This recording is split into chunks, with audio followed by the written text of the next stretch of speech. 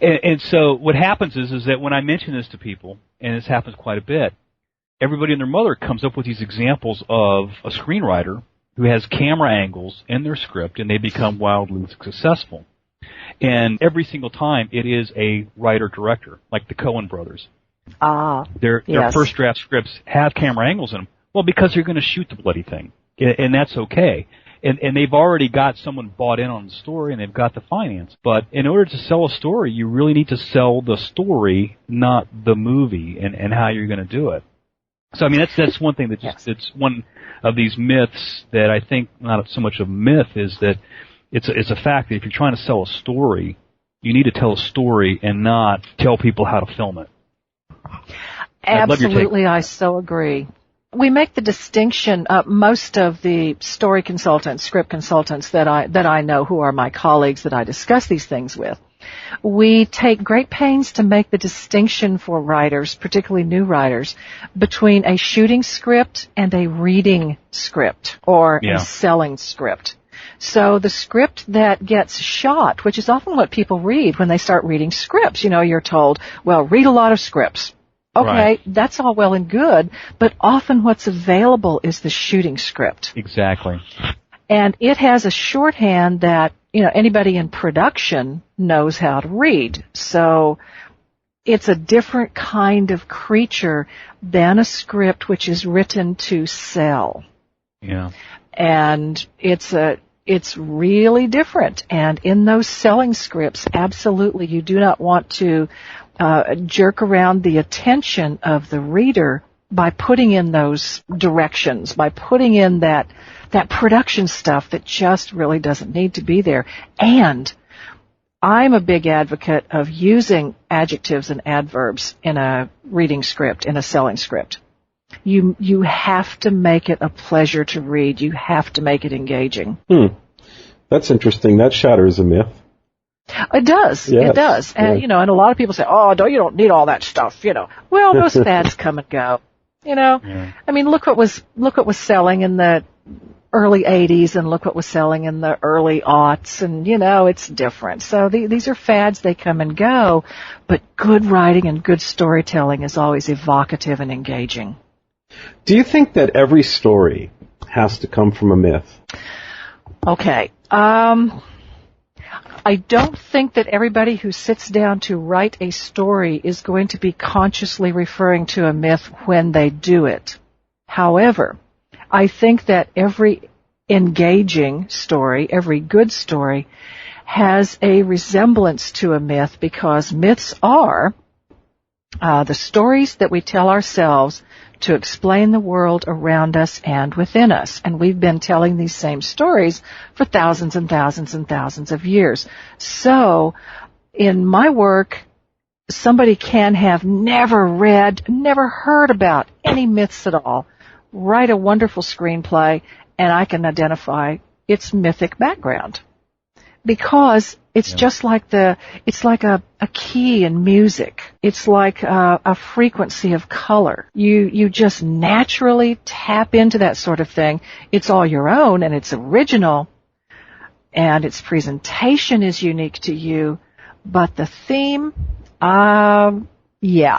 there's always some myth out there that is on that same storyline. Yeah. I mean, I think that we're kind of raised with myths, even though we just don't realize it. You talk about the hero figure or the mentor figure.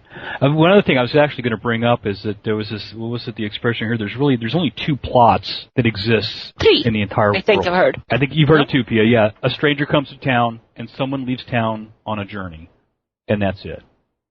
Which I think it's funny because when I heard that afterwards, every movie that I watched or show that I watched, it was this is a stranger comes to town movie, or this is a stranger or someone goes on an adventure. So Pamela, I was just kind of curious what your thoughts were on that. Is that there really aren't many plots that are available. It's just people, either rehashing or reinterpretation of plots and themes and archetypes. Well, I think that's another one of those myths that, to me, that is so limiting. And there are many other myths that don't involve any strangers coming to town or going away.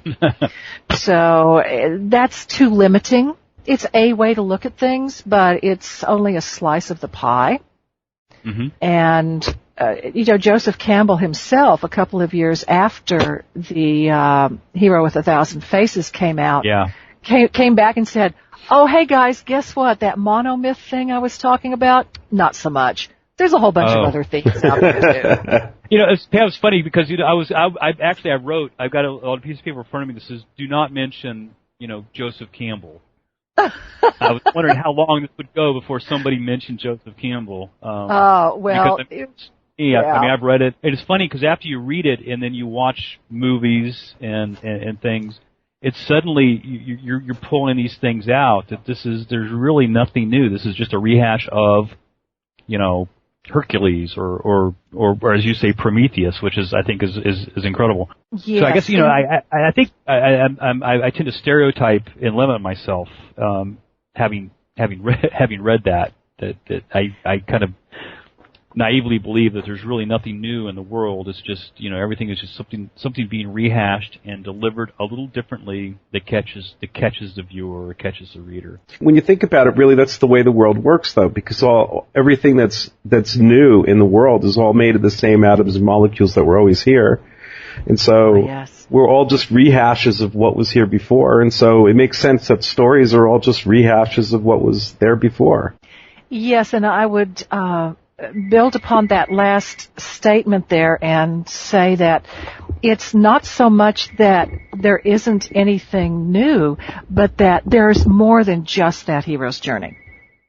And in an extrapolation on that, I would say, if you were to pick up my book, Beyond the Hero's Journey, it covers many other mythic themes besides just the hero's journey. And I must say, Chris Vogler's book, The Writer's Journey, does a wonderful job with the hero's journey. But a lot of people find that their story isn't the hero's journey, and they've been struggling trying to, fit their plot into these 12 plot points. It's not going to fit because that's not the mythic theme that they're writing. And there are plenty of others. So if you find that the writer's journey, the hero's journey, is not suiting the story that you're telling, check out Beyond the Hero's Journey. I have a question. Yes. You have won awards for filmmaking and directing, and I was just wondering if did you write those stories, and what were they about, and how much in those films did you apply of your knowledge from your books and your seminar and your that profession about mythology and that sort of thing? How much went into those films? Oh, thank you for asking. Actually, they were comedy shorts, and there was a writer. I came up with the concept, and then a writer actually wrote the story, the dialogue, and we worked together on it, but there was a writer involved. And then how much did I apply these concepts? Actually, quite a bit. And it was even to the effect of, for the characters, one of the books that I wrote is called Inner Drives, and it's how to build characters using the chakras. So by placing let's say a character who's very scientific and is all throat-centered, for those of you who are aware of what the various chakras are, science and logic is all throat center. So you put something like a bow tie to call your visual attention to the throat area. Or if a person is very sacral and they're very sensual, then you would dress them more in, the slinky outfits and go with something more red. So I always try to put that in, and even if I'm just producing and not actually directing, I like to jump in and, offer suggestions when we're doing the wardrobe selections and such as that. So the answer was yes. I do try to put that into whatever it is that I'm working on, depending on whether or not I'm directing or if the director is open to those kinds of suggestions. Do you think that had anything to do with the awards, or do you think it was, why did they get the awards? Was it the storytelling, the cinematography, directing, the acting, or the overall production? What do you think? I think the one that I directed and also produced that won an award won it because of the concept, and also because of, so it was the concept, the story layout, and the acting. Do you have plans for other films in the future or anything? Well, I'm working on a couple of very interesting documentaries right now, and one of them is about the car club culture in Los Angeles.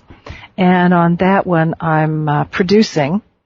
And then I'm also directing a documentary on supercomputer point of view of the scientists and taking a look at the cities in which they work as well as the laboratories, the computer labs, and just make all of that really high-tech science much more personal.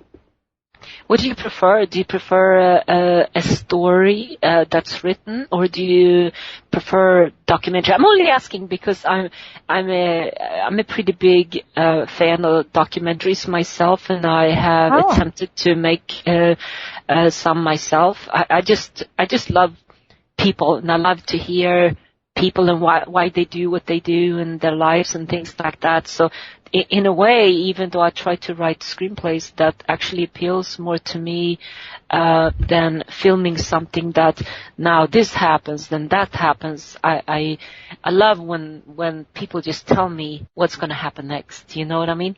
I love doing documentaries. Absolutely. It's so fascinating.